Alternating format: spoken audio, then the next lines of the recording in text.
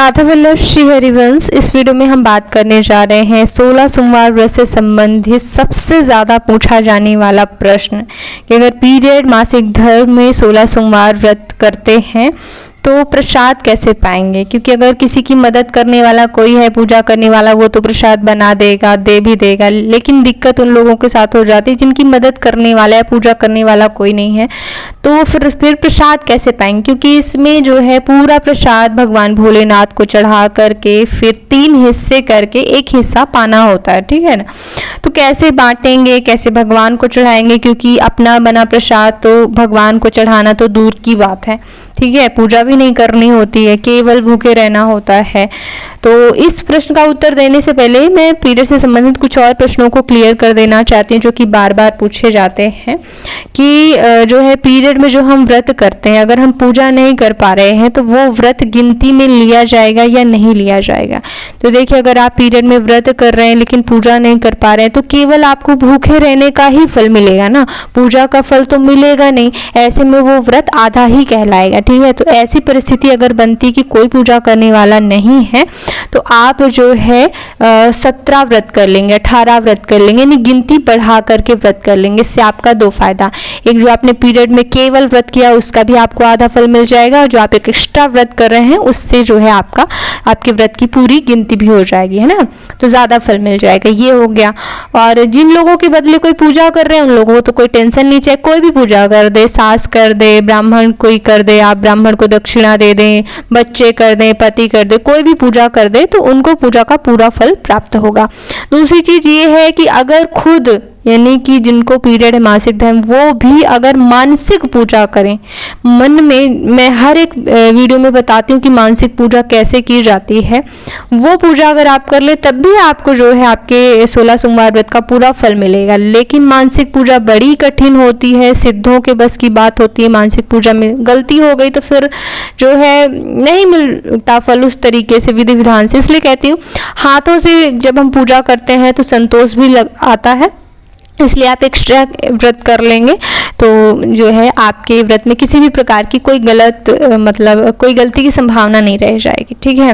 अगली चीज़ ये भी पूछते हैं कि पीरियड के कौन से दिन से हम पूजा कर सकते हैं। तो आप तब पीरियड के 5वें दिन से पूजा कर सकते हैं, जबकि आप चौथे दिन से आपको एक बूंद भी मासिक नहीं आता हो तो आप 5वें दिन से पूजा कर सकते हैं।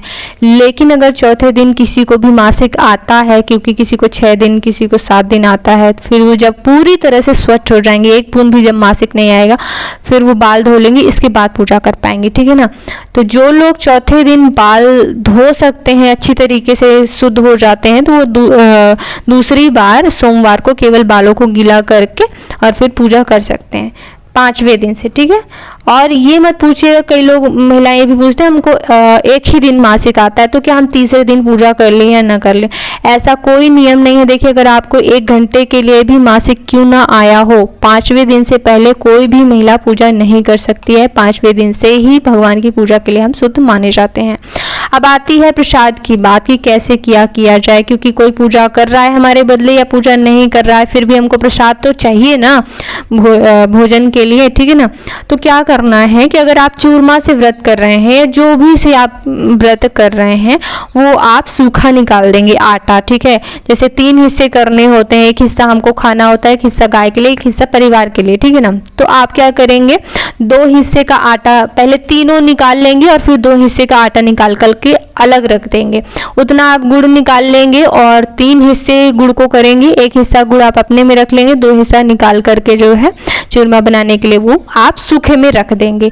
ये जो आप सूखा आटा रखेंगे, गुड़ रखेंगे, ये फिर आप जब भी स्वच्छ हो जाएंगे बाल धो करके या अगले सोमवार को जब आप अपना अगले सोमवार का प्रसाद बनाएंगे उसके साथ ये भी प्रसाद बना लीजिएगा, ठीक है। डबल हो जाएगा और ये प्रसाद एक साथ फिर आप जो है गाय को, परिवार को जिसको बांटा जाता है वो आप बांट देंगे, ठीक है ना। तो ये आपका हो गया, यानी आपको सूखा निकाल देना। तो होगा क्या कि इससे आपका संकल्प हो जाता है कि आपने जो है मतलब प्रसाद निकाल दिया है किसी के लिए, ठीक है, और परिवार के लिए, गाय के लिए, और फिर जब आप स्वच्छ हो जाएंगे तो दे देंगे। अगली चीज़ है कि बिना भगवान को चढ़ाए तो खाया नहीं जाता, तो अब क्या किया जाए। इसके लिए है या तो आप मन में चढ़ाएं कि आपने मन में बनाया, फिर भगवान जो आपके घर में विराजमान है शिवलिंग, आपने जो है उनको चढ़ाया फिर खाया। एक चीज़ ये की जा सकती है, मन में चढ़ाना ज़रूरी ही है। दूसरी चीज़ क्या करना है, मन में तो चढ़ा देंगे लेकिन सामने से तो नहीं चढ़ा पाएंगे, तो प्रसाद तो बनेंगे नहीं। तो उसके लिए क्या करना है, आपके घर में कोई भी अगर पूजा करता हो रोज़ की पूजा, तो किशमिश प्रसाद लोग चढ़ाते हैं, मिश्री चढ़ाते हैं रोज़ की पूजा में, तो वो आपको मांग लेना है, आपके घर के परिवार के सदस्यों से मांग लेना है उसको। और फिर जो आप अपने लिए बनाएंगे, मतलब चूरमा बनाएंगे या केला खाते हैं आप, दूध जो भी लेते हैं, उसमें आप वो मिश्री प्रसाद किशमिश डाल लेंगे। तो क्या होगा कि आपकी थाली जो है वो भगवान का प्रसाद बन जाएगी, और आपने उस थाली को पहले ही मन में अर्पित कर ही दिया है।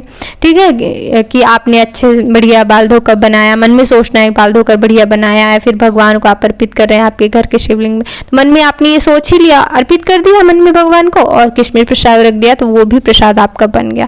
तो इस तरीके से जो है आप प्रसाद खा भी पाएंगे, और आप प्रसाद बांटने के लिए आपका अलग हिस्सा भी निकल गया। तो और अगर बाई चांस कई लोगों की ऐसी भी परिस्थिति है कि वो बहुत ही अकेले हैं, या फिर हॉस्टल वगैरह में लड़कियां रहती हैं, तो कोई भी ऐसा नहीं है जो कि उनको मिश्री या फिर किशमिश प्रसाद दे सके जो कि उसी दिन का चढ़ा हुआ हो। तो आप क्या करेंगे इसके लिए कि जब भी आप कभी पूजा करते हो, तो आप कभी भी भगवान को प्रसाद चढ़ाते हो, तो वो पहले से आप पॉलीथीन में रख लें कि ऐसी परिस्थिति कभी आए कि पीरियड में आप हो गए, तो उस प्रसाद को आप अपनी थाली में रख लेंगे जो कि आप भोजन ग्रहण करने वाले हैं, तो फिर वो प्रसाद आप खा सकते हैं। ठीक है ना।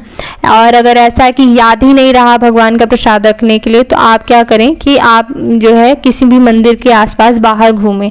लोग मंदिर से बाहर निकलते ही हैं तो प्रसाद चढ़ाते ही उनसे थोड़ा सा प्रसाद मांग लें, घर आकर के इस प्रसाद को अपनी थाली में रखें। आपकी पूरी थाली जो भी आपने बनाई होगी, खुद से मजबूरी रहती है कि खुद ही बनाना है, तो वो पूरी थाली आपकी प्रसाद बन जाएगी। उसको आप ग्रहण करिए, मन में भगवान को अर्पित करिए, ग्रहण करिए, तो ये आपके व्रत के लिए अच्छा हो जाएगा।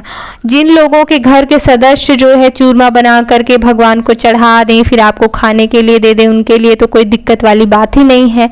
और जिन लोगों को कोई सहायता वाला नहीं है, उनके लिए मैंने ये सारी चीज़ें बता दी। उम्मीद करती हूँ कन्फ्यूज़न मैंने दूर करने का प्रयास तो किया ही है। अगर कोई भी फिर भी प्रश्न है तो ज़रूर पूछिए पूजा पाठ व्रत से संबंधित। अगर मैं स्वस्थ रहती हूँ, समय मिलता है, ज़रूर उन प्रश्नों के उत्तर देने के लिए वीडियो देने का प्रयास करती हूँ। बेल आइकन पर प्रेस कर लीजिएगा ताकि जब भी मैं कोई वीडियो डालूँ तो आपके पास सबसे पहले नोटिफिकेशन पहुँचे। और हमेशा कहती हूँ कि आपके व्रत की सफलता के लिए आप नाम जप ज़रूर करा करिए, चाहे आप मासिक धर्म में है, पीरियड में, किसी में भी है, क्योंकि मुँह से बोल करके हर अवस्था में नाम जप किया जा सकता है। सीताराम, गौरी शंकर, ऐसा नाम जप करने से जो है आपका व्रत प्रभावशाली बनता है, सफल होता है, गलतियां माफ़ करते हैं भगवान। तो नाम जप ज़रूर करते रहना है, और हमारी प्रसन्नता के लिए भी राधे राधे ज़रूर लिखना है। राधे राधे।